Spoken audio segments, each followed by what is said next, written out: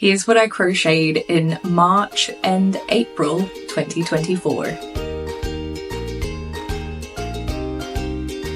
Hi there, I'm Cilla from Cilla Crochets, and I'm here to cheer you on throughout your own crochet journey, no matter what stage you're at. In this video, I'm going to share with you my crochet projects of March and April 2024. And really, my goal of sharing these projects with you is to hopefully give you some inspiration, whether that's a crochet pattern that you want to try, or a new type of yarn, or maybe you spot an accessory or something like that that I talk about. Either way, really, my goal is to get you crocheting. So I hope something in this video sparks your interest and makes you want to pick up your crochet hook and some yarn and start crocheting. Let's get started. So I'll start off by telling you all about the projects I actually completed in March and April 2024, because I am going to share some whips with you that I have from those months and I'm still working on at the end. So the first project was I designed and released 2 brand new egg-shaped animal crochet patterns for Easter in March. So just to give you a bit of backstory, because I feel like this is the more interesting part of the story, this has become a bit of a tradition for me. So going back 2 years ago, I designed my very first egg-shaped animal collection.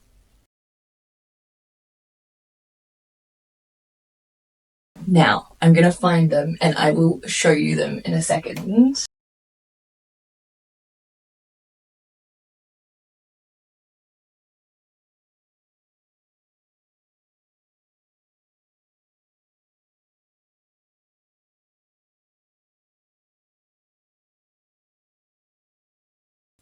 So these little ones are my eggy paw pals. So there is a mouse, a dog, a cat, a little bear. This one has to be my favourite because of his little face. The attitude is real. And a bunny rabbit with a pom-pom tail. Now, I should just say, please excuse the little hair that you see on all of my amigurumi that I'm showing you. This shelf behind me is, I don't put all of my amigurumi out there, but I do put some of it. And it has become my cat's favourite place to jump on and basically lay to get my attention. So all the little bits of fur you see are my cats, from my cats, because they are very fluffy.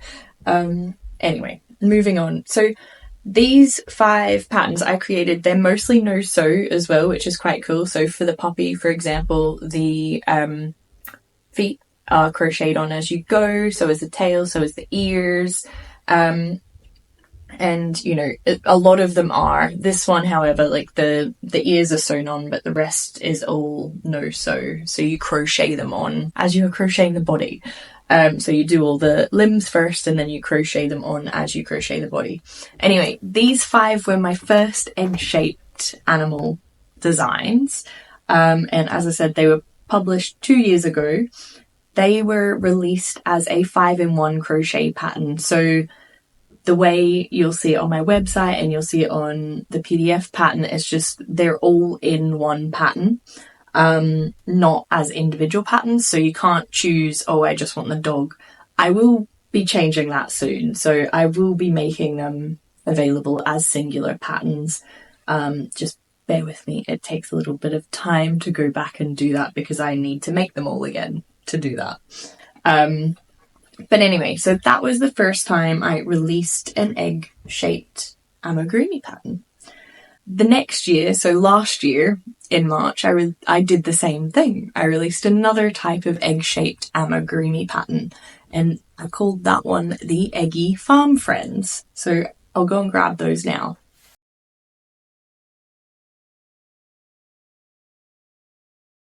All right, so here I've got the Eggy Farm Friends. We have a sheep, a cow. Sorry, I'm just going to sit him up properly. We've got a cow,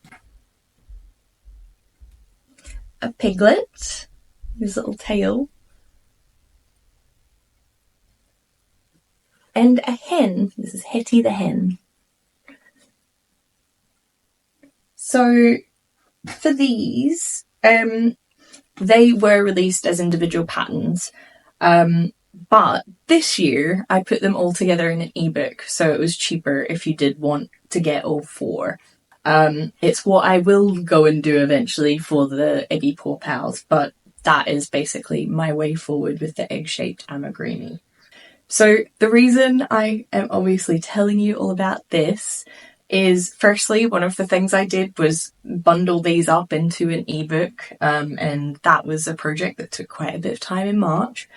But I released 2 new egg-shaped amigurumi patterns, and I'm going to go get them now.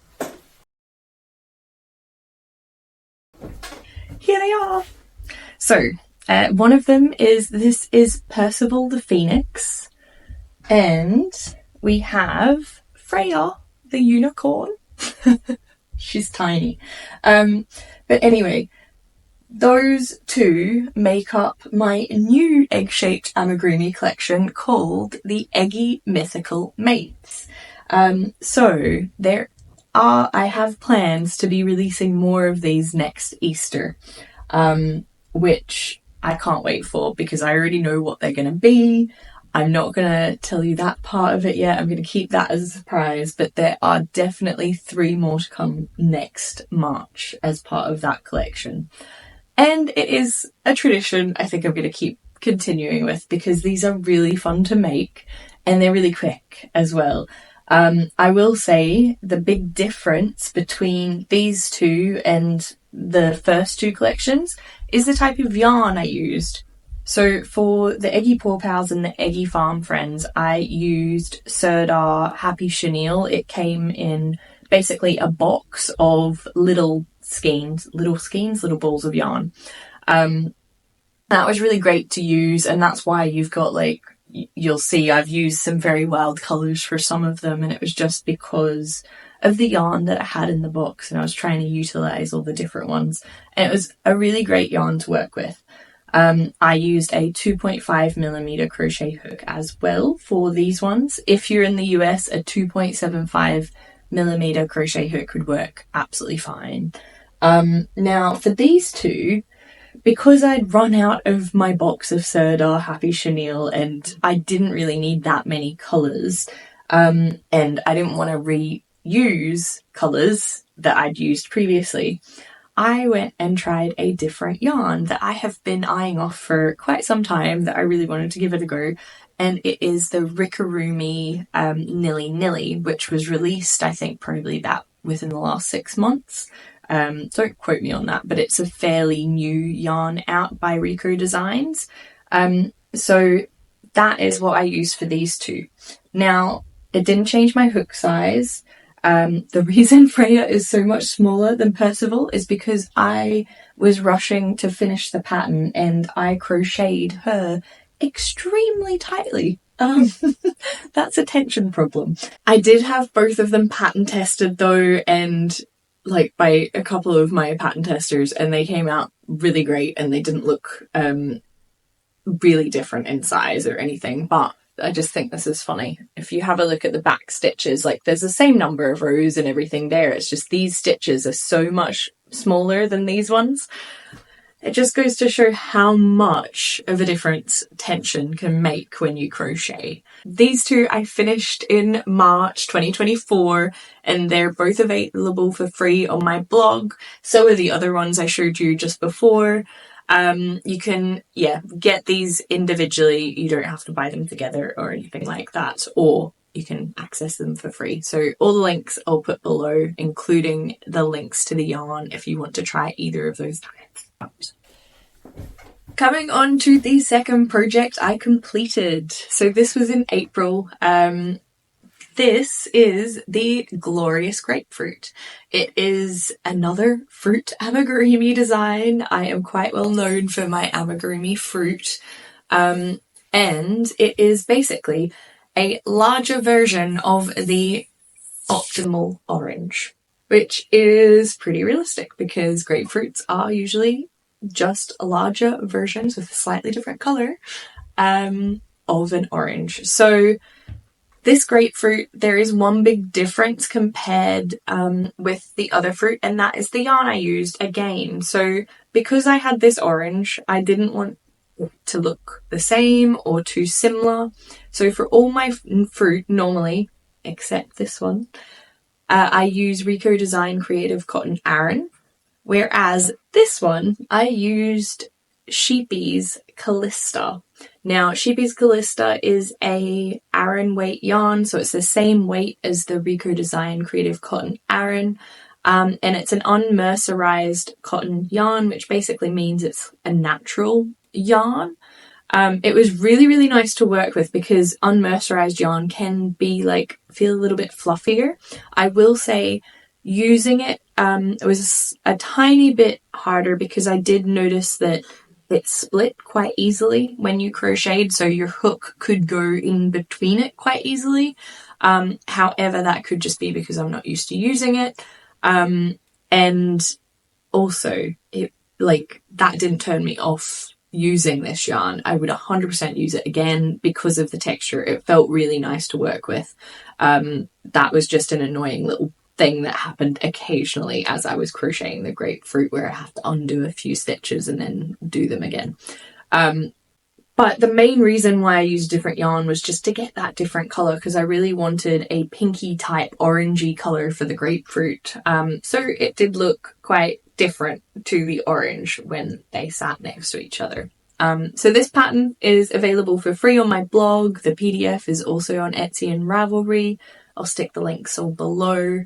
But it's really easy to make, and hopefully you think it looks pretty realistic, which is what I always go for with the fruit. Now we're on to my whips. So yes, I only completed 3 projects in April and March 2024. The rest, I have 2 whips I'm going to show you. So this one here, firstly, I have to show you this project bag because I absolutely love it. I crochet so I don't choke people. Save a life, send yarn. This was given to me as a gift just yesterday. I have been teaching someone crochet for the last couple of months, and it's the first time I've ever taught someone in person how to crochet. It was a really great experience. Basically, it was our last lesson yesterday. I had so much fun doing it.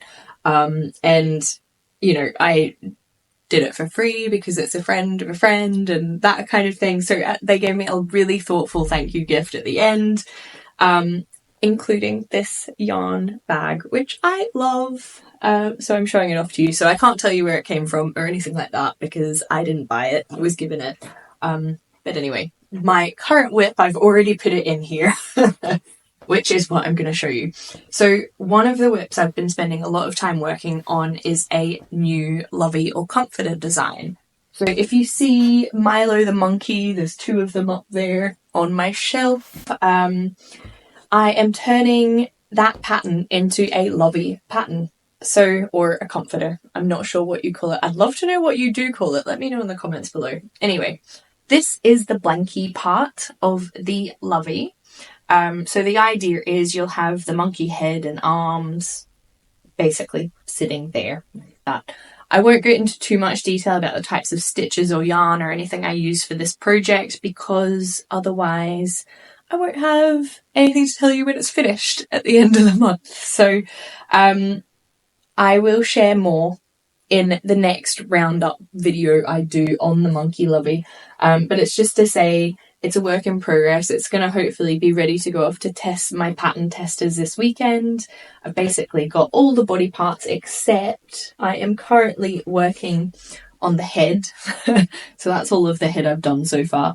And I need to do the mouth as well, and then obviously assemble it all and finish writing up the draft pattern. So I'm hoping to have that all done this weekend. It is a long weekend this weekend for me. So more time to crochet. Always a good thing. So that is whip number 1.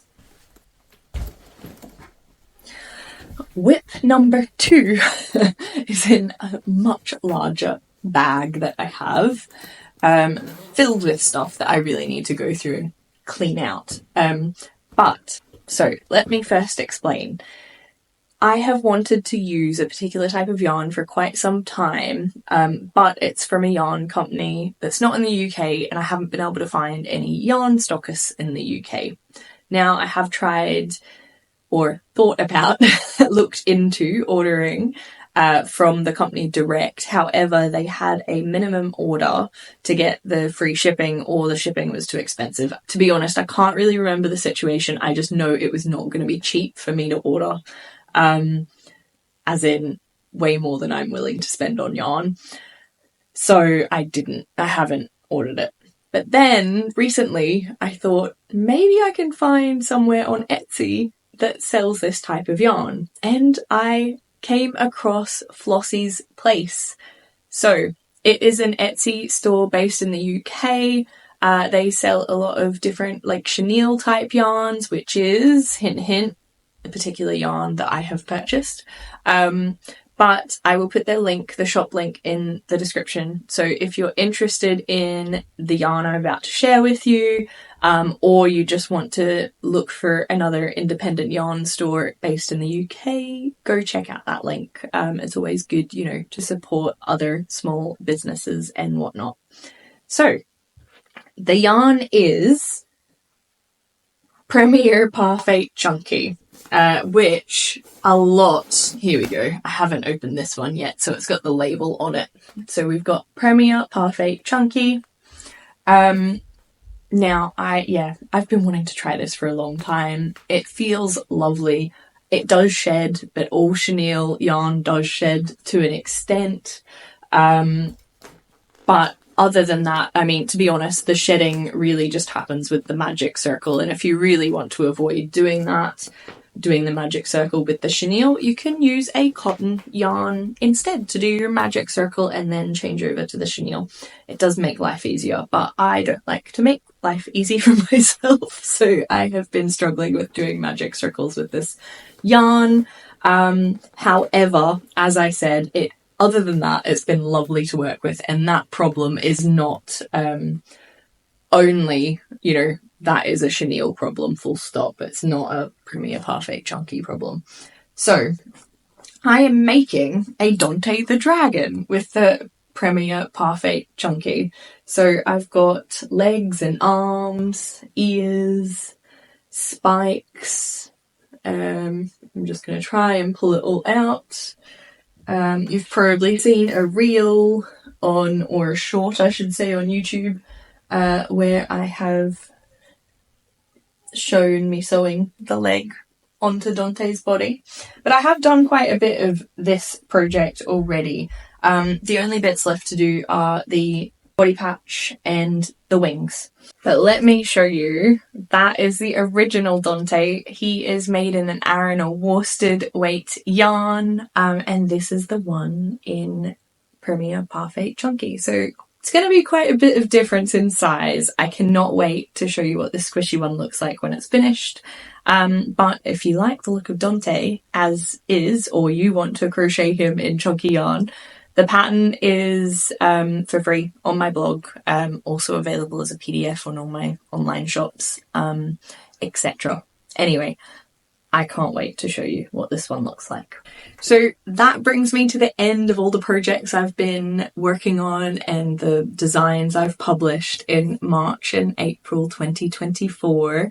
I hope you've gotten some inspiration from this video and you've found something that you want to try that you haven't before, whether that's some yarn or a new crochet pattern, or you've eyed off an accessory that strikes your fancy. Whatever it is, I hope you've enjoyed this video and gotten something out of it. If you have, please do, hit the thumbs up, leave me a comment below. I'd really love to hear from you. And if you would like to see any more crochet videos from me, please do hit that subscribe button and turn the little bell on so you get notified when any new videos are released. Until next time, happy crocheting!